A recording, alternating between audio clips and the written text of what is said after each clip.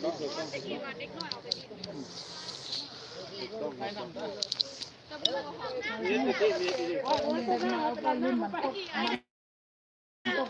ต่เมื่อกี้มันโอเคแล้ว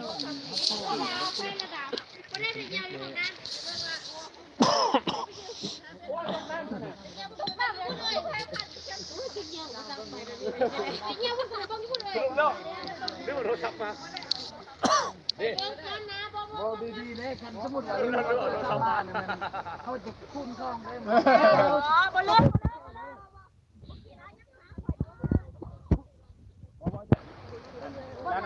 ถ้าเราไปบนเยี่ยมเราเห็นเขากินใหม่ได้2 ล้าน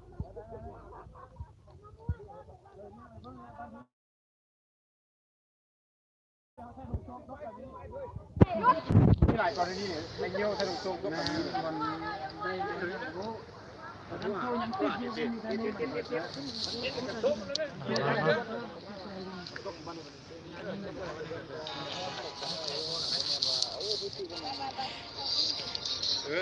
คนไม่เสียงคนนั้น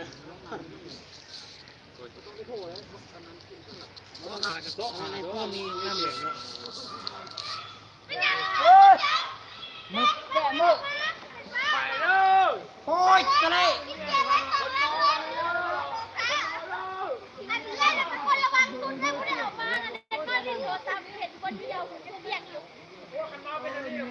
เมานี่แล้วเชื่อมาเชื่อเลยมาเป็นสิระเนี่ยยังเปียกน้ำเหี่ยวอยู่เลยเลยระวังสุดเลยใครเด็กน้อยลิ้นเลยเป็นคนที่ระวังสุดโทรศัพท์เลยน่ะอันนี้ยังเปียกเหี่ยวอยู่ดมโอ้เขาก็มาดมไอ้ใส่หัวแล้วมาดมเลยควาดมเฮ้ยบิสกิตพี่ลองดิ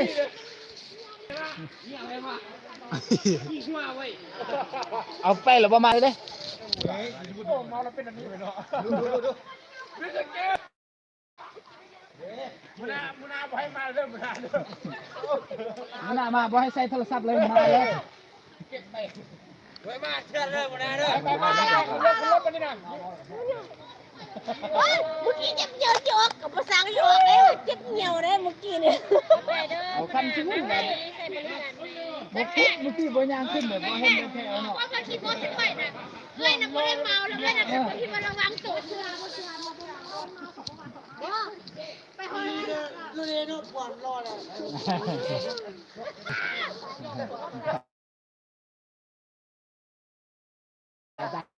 กันมีเลยอยากกันไปแต่บิน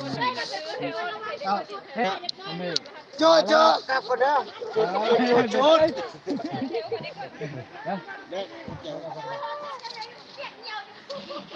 โอ้ใส่เลย